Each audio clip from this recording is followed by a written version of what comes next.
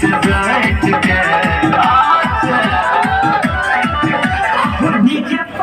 सर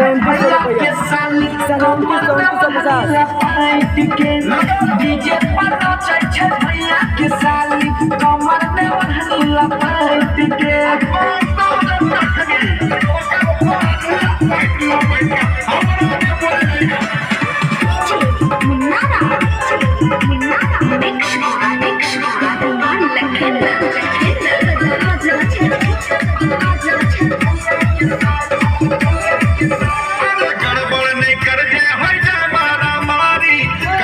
समझाई के थाला बिहारी अरे बोली चल बड़ी तेरे बाबा ऐसा बात में छे कोनो भारी छिए अपने घर के सब रिश्तेदारी सुने मन से राइटर सोनू बोला सुने रे खान सिखाकर सोनू ये सब से रहे बैठ के आई बड़ा बना छिए तेरे